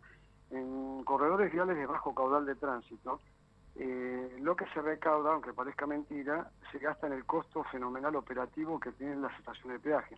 Qué bárbaro. Por eso no se ven obras, porque no se puede volcar plata al camino, salvo usted le cobre 5.000 pesos de peaje cada uno.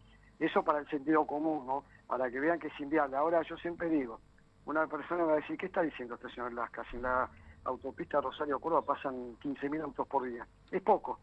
En la Panamericana, para que vean la diferencia, en el acceso norte pasan 400.000 autos por día. Amigo. Y encima tienen colectora, ¿no? Entonces ahí sí es viable un sistema de peaje con cabina de cobro en ruta, al margen de la cantidad de negociados que hay en los accesos, que es otro escándalo. Pero lo más grave son lo que se denominan rutas abiertas, que son las rutas nacionales y provinciales, donde no hay un caudal suficiente para que se pueda implementar un sistema con cabina de cobro en ruta. Y ese costo que es tan terrible, si el costo de la mejora vial son $10.000 kilómetro año, sale mucho más caro por la incidencia que implica la estación de peaje. Claro. Entonces, lo que hay que hacer con otros países del primer mundo se llama peaje indirecto o en la sombra, porque no hay cabinas, y uno evita ese costo fenomenal que tiene las estaciones de peaje. Porque el usuario vial se ha transformado en una entidad de beneficencia. O sea, pagamos para bancar a los empleados de peaje. Y yo lamento por los empleados de peaje, pero ellos sabían que los contratos vencían. Nosotros, los usuarios viales, no somos los culpables, no somos una entidad de beneficencia. Trabajamos en transporte de carga, pasajeros, nosotros como agrónomos, un veterinario, usted como periodista, un viajante. La gente usa las rutas para generar riqueza, para trabajar. No es para ir a jugar al casino, como dijo Dualde, a Mar del Plata, que vamos a ir más rápido al casino con la autovía, creyendo que las rutas son para timbiar. No es para eso. Ese es un tema fundamental que no entienden, y fíjese el ejemplo que trato de manifestar siempre. Al cabo de 28, 29 años de estar pagando peaje y subsidios, no se hizo un solo kilómetro de camino nuevo. Lo poco que se hizo con fondos del Estado Nacional. Entonces hemos perdido 28, 29 años, hemos transferido en forma indebida e ilegal la renta nacional a través de tarifas y subsidios para nada, para bancar a la patria contratista, el club de peaje y los amigos del poder. Al respecto de la tarifa, hay elementos técnicos para determinarla, hay que hacer lo que se llama el beneficio costo del usuario, estudios de ingeniería, que nadie hace, son tarifas puestas a dedo para beneficiar la ecuación económica financiera del concesionario, punto, sin importar el beneficio del usuario y qué beneficio va a generar esa tarifa que uno estaría pagando para bajar los costos de transporte. Por eso, fíjese un dato muy interesante, ahora nos quitaron el único derecho que teníamos cuando levantaban las barreras, cuando había congestión de tránsito, ¿sí? Sí. Fíjese qué increíble, porque es lógico, es un tema de sentido común. Si yo pago una tarifa es para tener una contraprestación que se traduce en el ahorro de neumáticos, de freno, de combustible, de tiempo de viaje, de fluidez en el tránsito. No, ahora si usted está detenido por congestión 2 horas en una cabina, no, tiene que pagar igual. Entonces, para eso me hubiera ido por la colectora, con toma de burro, con semáforo. Bueno, encima nos quitan eso y ahí está lo que usted muy bien decía, que la tarifa la ponen como se les ocurre, no les importa el beneficio del usuario, como este tema de las horas pico no pico, que ahora se pagan en ambos sentidos, se pagan los fines de semana, los feriados, que son aumentos encubiertos fenomenales. Sí. Entonces, bueno, no hay una determinación lógica de lo que marca la ley de peaje, de determinar el beneficio costo del usuario a través de estudios serios que determinan cuánto gano yo cuando pago. O sea, yo pago, no sé, 75 pesos en la Panamericana, entonces, ¿cuánto gano yo? Ah, no sabemos. ¿Cómo? ¿Cuánto gano yo? Quiero saber, ¿pagué tanto? ¿Cuánto gano? Bueno, no, usted paga y punto, y se la tiene que bancar. Tremendo. Pero bueno, como no tienen ni idea, yo siempre digo lo mismo, los funcionarios, usted habrá visto cómo pasa toda la vida en la política, ¿no? No se va a una empresa de energía, no sé, un médico, nos llaman a peritos, a gente especializada, que hay ingenieros o profesionales de primer nivel, técnicos también, trabajadores también especiales. No, siempre lo agarra la manija algo tipo político, ponen a cualquiera. Lo mismo que acá, que con el tema vial, fíjese, Guillermo Dietz es licenciado en ciencias políticas, puede estar bien asesorado o no por asesores, pero no tiene ni idea de esto. Habla porque tiene un cassette y nos vende todo esto, como el señor Javier Iguacel, que estaba en Vialidad, que era un ingeniero petrolero, como la Eugenia Vidal, que no nos quiere atender nunca, y la mujer, yo hablo de buena fe, no puede saber todos los temas. Entonces, por lo menos escuche a los que conocemos, a tal punto que su ministro de Infraestructura, que sucedió al primero, que era Ascensón, que también es lo mismo, vienen de la ciudad, no conocen nada del tema vial y están en un puesto tan importante que es política de Estado, como el Ministerio de Infraestructura terrestre, vial, etcétera. Sí, Ricardo. O el administrador de vialidad, ¿no? Que era también una persona que vivía en la ciudad, de medio ambiente e higiene en la provincia de Buenos Aires. Clarísimo el planteo que hace, que está haciendo es clarísimo. Le quiero hacer una última pregunta porque ahora se la hago en una mixtura, porque tiene que ver con la política, pero tiene que ver con su propia actividad recorriendo el país. El presidente ha dicho que en el primer trimestre de 2017, bueno, que estábamos algo así como, lo dijo no encuentro la frase exacta, textual, pero como que habíamos hecho una enorme cantidad de autopistas, de rutas. Usted que recorre el país, ¿puede dar fe de que eso es así, de que se ven autopistas y rutas nuevas en la Argentina? Efectivamente, porque hay que ser objetivo, están haciendo obras, no tantas como que prometieron, pero al lado de las administraciones anteriores es Gardel con guitarra eléctrica, como se suele decir, ¿no? Es como Vidal, ¿no? Vidal, después de la gestión de Scioli, aunque haga una cloaca, le hacen un monumento. Claro. Después del desastre que hizo el señor Daniel Scioli, cualquiera que venga va a ser superior a lo que hizo Scioli. Lo que ocurre, Mario, que el tema está que nadie se opone a que se hagan obras, bienvenidos sean. Es el método de financiamiento vial que utilizan, siempre para estafar a la gente. Ese es el tema en cuestión. Porque nadie se puede, como yo le decía antes, Cristina Kirchner terminó la autopista y bienvenido sea de la ruta de la muerte famosa, la ruta 12 y 14 del Mercosur. Sí.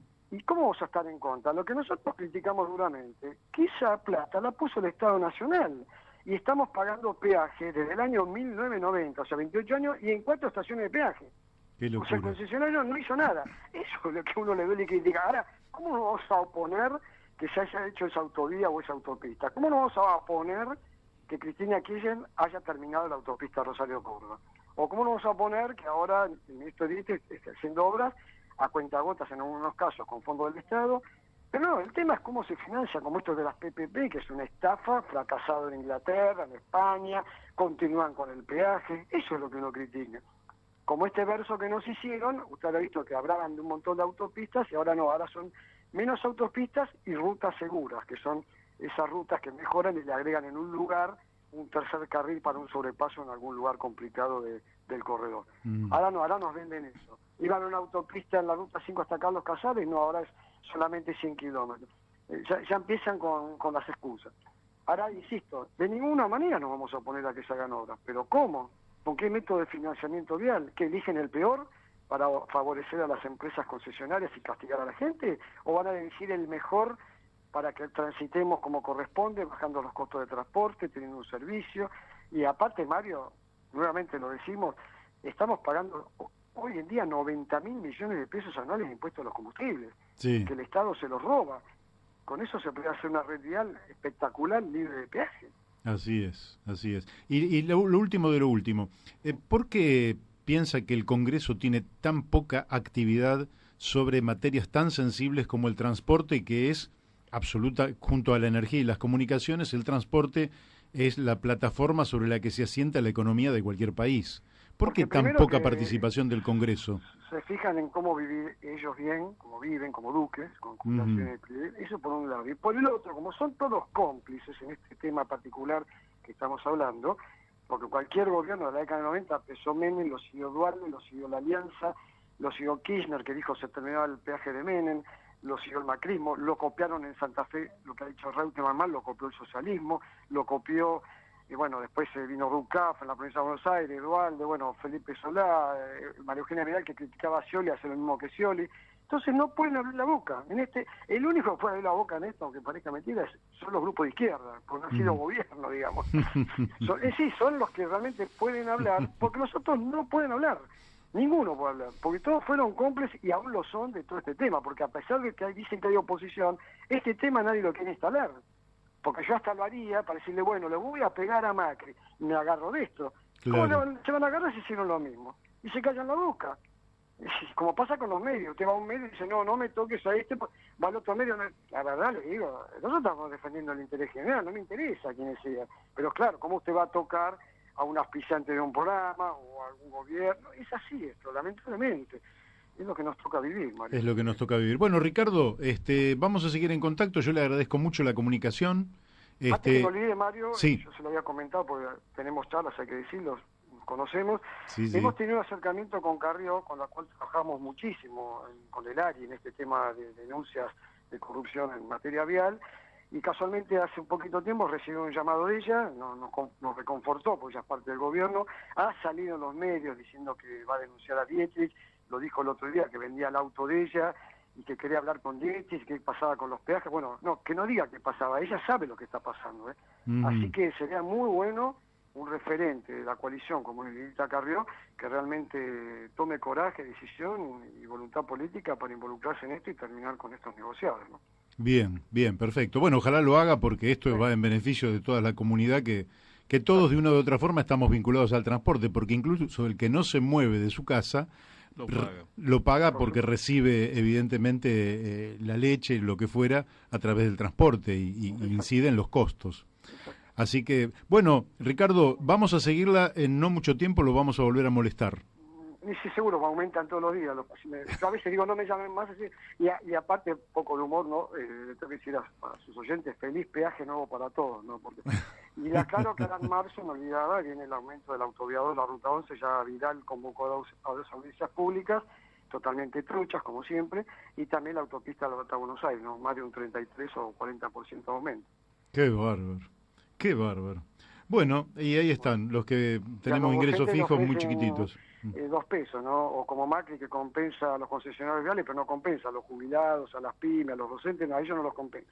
Así es. Bueno, Ricardo, le mando un fuerte abrazo. Gracias, Mario. Y hasta siempre. Bueno, hemos hablado con el ingeniero Ricardo Lasca. La claridad es total. Marina Cassese, ¿estás en línea? Acá estoy, Mario. Buenos días a todos los oyentes de La Brújula. Bueno, muchas gracias por esta comunicación.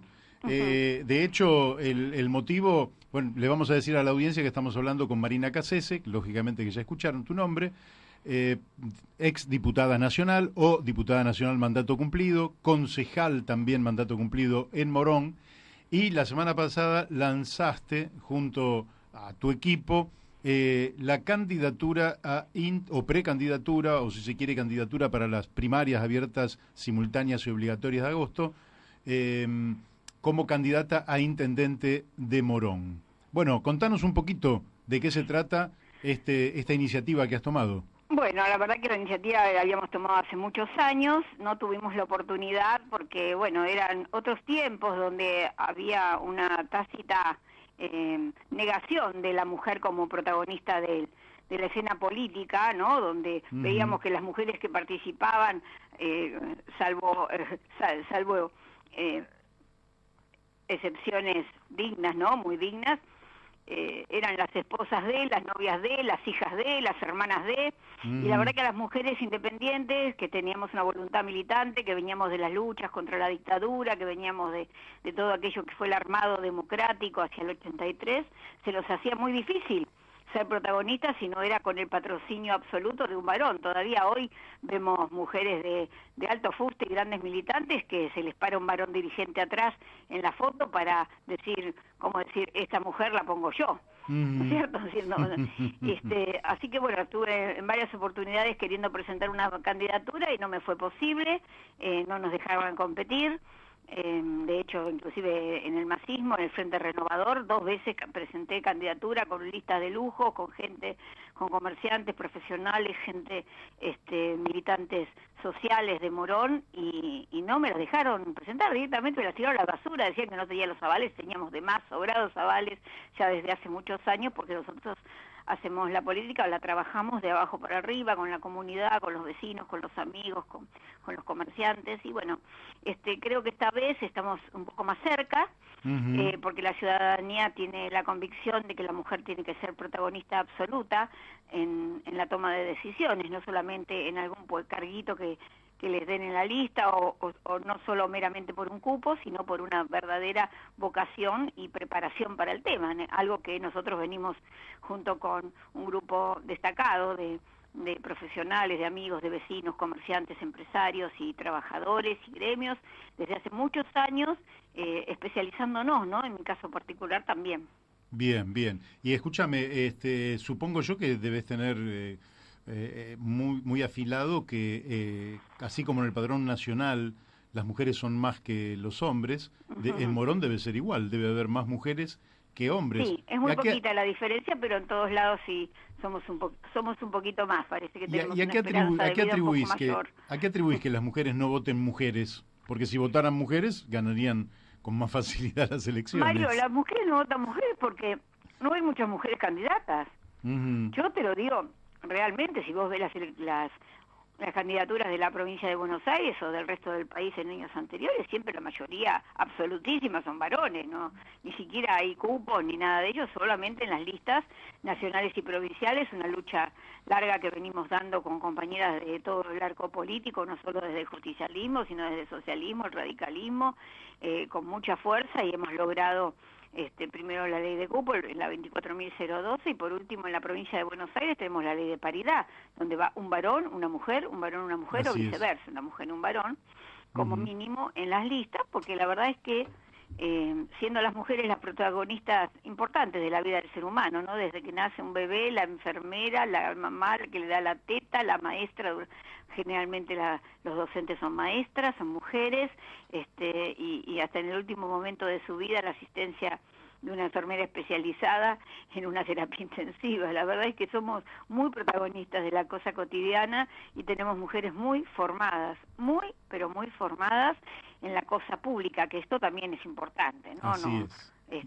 No es una cuestión de poner a cualquiera porque sea la hija de, porque saque fotos o porque es linda, ¿no? Porque también pasa eso, ¿viste? Ponele esa porque es linda. No, nosotros queremos mujeres que batallen, que tengan las luchas sobre los hombros, las luchas femeninas, las luchas de las familias y las luchas de toda la sociedad, mujeres economistas, docentes, mujeres que llevan al frente la vida cotidiana. Por eso pensamos en Morón, es decir, la verdad es que a mí me vino a visitar un día Luis Duré, que es jefe de uno de los gremios municipales, a mi agrupación, para decirle: Marina, nos encantaría que una mujer sea candidato o candidata, y a posteriori también un grupo importante de militantes y profesionales y comerciantes liderados por Juan Letoil, que es un compañero de toda la vida, un amigo de allá de nuestros barrios de Morón Sur, allá por Barrio de Aduana, Barrio Tintorero, Barrio Lucifuerza, todos nuestros barrios, pasando la Irigoyen y pasando Ceballos en Castelar. Me hicieron un planteo que la verdad me dejaron helada, yo sentadita ahí los escuchaba a todos, y bueno, acá estamos para acompañar fundamentalmente a un gran frente nacional, un frente patriótico que pueda que pueda desde los municipios, la provincia y hasta el rango nacional salir de este atolladero donde nos ha puesto el gobierno de Cambiemos, ¿no? Bien, pero antes de pasar a otros niveles, me gustaría detenerme otro poquito aquí en Morón.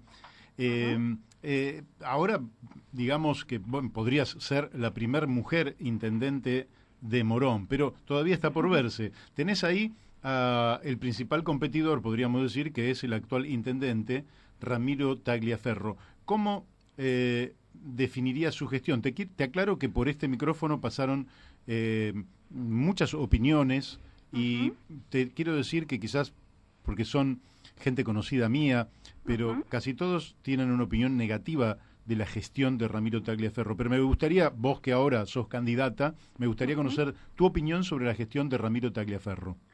Yo creo que la gestión pública cotidiana en Morón está absolutamente desatendida. Y es una picardía, porque la verdad que Ramiro, siendo el ex esposo, siendo afín a la gobernadora que vive en la base aérea nuestra, ¿no? Que es de Morón, podría haber tenido logros maravillosos respecto del bienestar de nuestra comunidad. Es decir, creo que un intendente tiene que trabajar para el bienestar de la comunidad, desde no solo el barrido, alumbrado y limpieza de la vieja Taza de Abeles, sino también contribuir a la salud, contribuir a la educación, a la seguridad pública y ciudadana, por supuesto, y también a la producción y a la generación de fuentes de empleo digna para nuestra gente. Creo que un intendente tiene todas esas obligaciones hoy en día porque, de hecho, la Nación ha ido bajando, la Nación y la provincia, estas responsabilidades en los municipios, a veces sin darle los recursos, pero el municipio tiene que ocuparse, como sea, con los recursos que sea, pero con la camiseta puesta y el corazón. Yo creo que Ramiro ha abandonado la gestión, de hecho, tiene una costumbre bastante parecida al presidente Macri, que es ausentarse permanentemente, ¿no? Con viajes permanentes y al exterior inclusive, y la gestión parece quedar en manos de nadie, porque de hecho tiene muchos colaboradores que no son del distrito, que no lo conocen, que no conocen sus necesidades más profundas, sus angustias, sus tristezas, y por supuesto, y eso hace que Morón esté desatendida. En Morón hay hambre, en Morón nuevamente hay desnutrición, en Morón hay una desatención total de aquello que implica el bienestar de la vivienda. Por ejemplo, a la gente le llueve por todos lados, en los barrios más humildes hemos tenido fuertes lluvias y antes salíamos, yo era opositora en su momento al gobierno de Juan Carlos Rousselot, ¿vos te acordás, Mario? Sí, yo claro. He luchado en muchas cosas, pero yo iba y con toda humildad y trabajando. Hay que trabajar las cosas, hay que ir a ver a la gente, hay que traer la necesidad, hay que hacer un pedido y hay que tratar de que ese pedido se concrete en una realidad que ayude al vecino.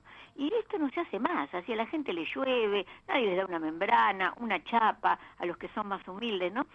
Y bueno, el tema de la salud, ni hablemos. Yo particularmente por Twitter le he dicho al intendente que voy a hacer una denuncia porque yo tengo una amiga del alma de la infancia que tiene un EPOC grave, que no tiene obra social ninguna porque solamente tiene una pensión por discapacidad que no llega a 6.000 pesos, que los medicamentos valen cerca de 3.000, que antes el Estado Nacional se los daba, el Ministerio de Desarrollo Social, ahora ya hace 3 meses que no le da nada, y que ella hace el tratamiento hasta tanto le alcanza el remedio que compró. Después, imagínate que le quedan 3.000 pesos, tienen que comer, por más que los vecinos la ayudan, el hijo la ayuda, yo la ayudo y muchos la ayudamos. Un ser humano no puede de golpe tomarse un remis para ir al hospital de Morón. Sí, no lo puede hacer. O tomarse un colectivo, mucho menos, porque se muere. Tiene que caminar 4 cuadras, no llega. Y el SAME lo llamó a las 8:45 de la mañana y nunca vino, nunca. Ah, nunca llegó. Nunca. Tuvimos que agarrar el auto a la noche cuando me desocupé para llevarla a atender con un médico amigo que le hizo, pero no le hizo lo mismo que le puede hacer un hospital, que la deja casi internada. Es decir, en cualquier momento, creo yo que en este momento hay gente muriéndose por desatención. El famoso SAME es un chasco.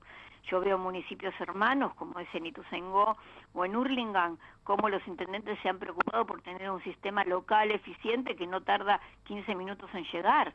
no tarda 15 minutos, cuando es una emergencia llega inmediatamente con los médicos, con la medicación adecuada. Es decir, la salud está absolutamente abandonada en Morón. Lo que han hecho con el Posada, Mario, era un hospital ejemplo, han echado los mejores equipos, el mejor equipo de cardiólogo infantil, que estaba a disposición de todo aquel que no puede tener el OS de máster mejor del mundo, ¿no es cierto? El mejor equipo que atiende en el Hospital Austral, que es pago, caro, lo tenían los nenes del barrio Gardel o del Morón Sur o del Castelar Sur si querían operarse del corazón. Han dejado hasta chiquitos sin operar. Han hecho un desastre. Mario, yo creo que fundamentalmente eso, Morón está desatendido, no hay cariño en la gestión, y del tema obra pública ni hablemos, porque es un bochorno cómo hacen publicidad con las obras públicas. En Vergara pusieron una carpetita finita que la verdad no la ponen en las escuelas para que los chicos jueguen al vóley. Es un desastre. Escúchame, está clarísimo lo que decís, así que voy a otro tema también referido a Morón. El otro día, caminando por el centro, hemos visto una cantidad de locales cerrados, negocios evidentemente que se transforman en insostenibles, pero claro, cuando se cierra un negocio, ahí es una boca de expendio, es una fuente de trabajo, es un ingreso menos para una familia. ¿Qué pensás que desde el municipio se puede hacer para la defensa de los comercios minoristas de Morón, que lógicamente muchas veces tienen menos resto para poder sobrevivir a una crisis, y lógicamente con tasas de interés del 70-80% que tiene que pagar un comerciante, absolutamente imposible financiarse a través del sistema bancario? ¿Qué pensás que se puede hacer desde el municipio, Mario, en defensa de eso? Se puede hacer de todo. Yo te voy a contar. Para empezar, los municipios manejan mucho dinero, que a veces están, mientras están por pagar sueldos, están inmovilizados en plazos fijos. Se puede negociar con los bancos tasas menores, se puede subsidiar de alguna manera con las tasas por inspección de seguridad e higiene, como está haciendo, por ejemplo, Juan Zabaleta en Hurlingham, que ha logrado, a través de la disminución absoluta de la tasa por inspección de seguridad e higiene a las panaderías mecánicas, que puedan sacar un pan a 30 pesos. Es decir, se puede hacer también un sistema de moneda virtual, como tienen municipios en Europa. Y también algunos municipios como Moreno ya está empezando con la moneda par, que es un trabajito serio que hizo un amigo nuestro, que es Mario Cafiero. Tratamos el tema en el programa, con Nicolás Ulcik, hemos tratado... A ver, la gente tiene que saber que el costo del dinero debe tender a cero. ¿Por qué? Porque en realidad lo que vale en la economía es el trabajo de la gente y los servicios, ¿no es cierto? Entonces, la verdad es que el costo del dinero solamente se da cuando hay capitales especulativos que solo quieren oprimir a partir de decir yo tengo el dinero, cuando en realidad yo, por ejemplo, que soy contadora, podría decirle a un abogado, no me cobres esta sucesión y yo no te cobro llevarte la contabilidad.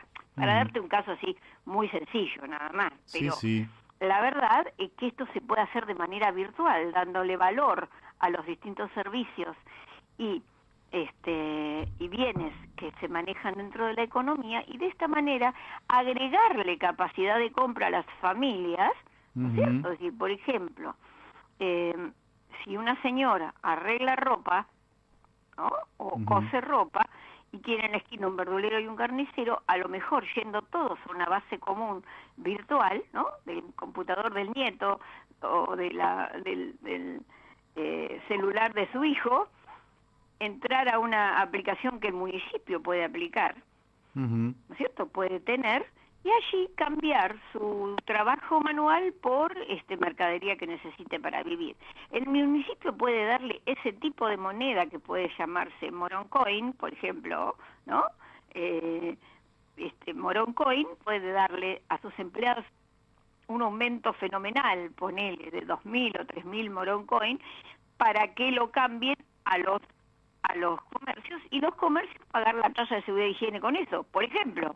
Bien. Sí. Bueno, eso es una innovación a futuro que me parece que es muy interesante, Pero en el presente en Europa ya se está utilizando, porque Sí. hay que terminar con este concepto financiero de la actividad económica. La actividad económica es mucho más que todo eso, y bueno, nosotros hemos trabajado mucho, y la prueba está claramente. Yo recuerdo el canje de la deuda cuando me tocó trabajar con el doctor Labaña. Cuando los acreedores decían me deben 100, nosotros le dijimos no, le debemos 25. Fíjate que es como una revolución en el mundo. Hubo ruido, dijeron de todo, como el día de mañana si Labaña fuera presidente va a pasar lo mismo. Pero tomaron los bonos de 25 pesos por cada 100 o de 25 dólares, ¿no? Por cada 100. Pero aparte le dijimos, si ustedes el capital lo apuestan al crecimiento del país, por cada punto que crezca mi país le vamos a dar un punto más de devolverle de la deuda. Y así pudimos regularizar y dejar el país prácticamente con deuda cero externa. Es decir, hay muchas cosas que se pueden hacer, porque la verdad es que el costo del dinero verdaderamente no existe. Lo que existe es el valor intrínseco del trabajo de cada uno de nuestros vecinos, de los productos que venden, que fabrican y de los servicios que prestan. Muy bien, escúchame, ya se me va yendo el tiempo y entonces te hago la última pregunta. ¿En quién estás pensando? Creo que ya lo nombraste y creo que conozco la respuesta, pero para que sepan nuestros oyentes, ¿en quién estás pensando como candidato a presidente para este año? Y a mí me gustaría muchísimo que el doctor Labaña estuviera allí en la grilla de candidatos, porque creo que podría ganar. Y que gane Labaña no es que gane un exministro de Economía, ni que gane un hombre que tiene un gran conocimiento y que ya junto al poder político en su momento que le dio Duhalde primero y después Néstor Kirchner, sino es pensar en acomodar... y antes Alfonsín también, no te olvides. Alfonsín le había dado él tenía un cargo allí en el Ministerio de Producción. Estaba en el tema productivo porque es un experto en esos temas. Entonces, es una persona absolutamente honesta que cuando vio algo feo lo denunció, lo dijo, se los dijo en la cara. Yo estaba sentada al lado de los empresarios de la construcción cuando los miró muy fijo en la cara y les dijo, ustedes con el sobreprecio de la obra pública van a ser los responsables estructurales de la inflación en este país. Ustedes cartelizando y subiendo el precio de la obra pública, que es una de las industrias básicas que mueven la economía. Entonces, la verdad que Labaña es un hombre honesto, es un hombre sabio, y tendría, creo yo, el apoyo no solo de la mayoría del peronismo, incluyendo el kirchnerismo, porque creo que si la doctora Cristina Fernández de Kirchner no se presentara, que es algo que todavía no se sabe, porque no se sabe si va a presentar Labaña, pero tampoco se sabe si va a presentar Cristina, y tampoco se sabe si va a presentar Macri, más ahora que falleció el papá, ¿no es cierto? Que en paz descanse, ¿no? Bueno, son incertidumbres que nos presenta el futuro. Son todas incertidumbres las que estamos viviendo, y yo creo que para eliminar todas esas incertidumbres, sabiendo ya que hubo un hombre que con acompañamiento político, que en este caso debiera ser de todos los sectores, puede ir al frente, puede regularizar el tema de la deuda, puede regularizar la inflación porque ya la hizo y la mantuvo en menos de 2 dígitos un montón de tiempo, creo que eso sería empezar a querer generar trabajo y producción, darle otra vez el brillo a la Argentina, que está llena, rica de bienes para su población en primer lugar y para exportar al mundo, y que entren dólares frescos y no tengamos que endeudarnos, porque lo sabe hacer, ya lo probó con un equipo como con Aldo Piñanelli, vos viste que es un viejo loco divino, pero Marina, me quedó totalmente clara tu postura. El tema es que se me hicieron las 14 horas. Ay, bueno, otro día seguimos charlando, y la vamos a seguir otro día. Espero que lances tu campaña con todo y que tengas mucha suerte en esta aventura de ganar Morón y de gobernar Morón. Sí, seguramente que sí, vamos a tener muchos recursos para poder darle a la gente un bienestar, una mejor vida en paz, con cariño, con amor y con la camiseta de Morón puesta. Un beso grande a todos los vecinos de Palomar, Aedo, Villa Sarmiento, Morón y Castelar. Los quiero muchísimo. Bueno, muy bien, Marina, un beso. Un beso grande, Mario. Que Dios los bendiga. Hasta gracias. Pronto. Y bueno, y nos estamos despidiendo porque se hicieron las 14 horas. Ahí me quedó pendiente que Laura Deriu nos informa que mañana va a haber una movilización con el tema de los peajes, contra el peaje en Mercedes, aparentemente en San Andrés de Giles y en Luján, porque realmente los peajes nos esquilman los bolsillos. Bueno, hemos completado el programa de hoy. Creo que se han llevado mucha información, poca propaganda y mucha información. Y mañana a las 12 nos estamos encontrando de nuevo aquí en La Brújula por Radio La Luna AM 1140. Hasta mañana a las 12 del mediodía. Muchas gracias a todos. Chao, Daniel. Chao, hasta mañana. Chao, Beto. Hasta mañana.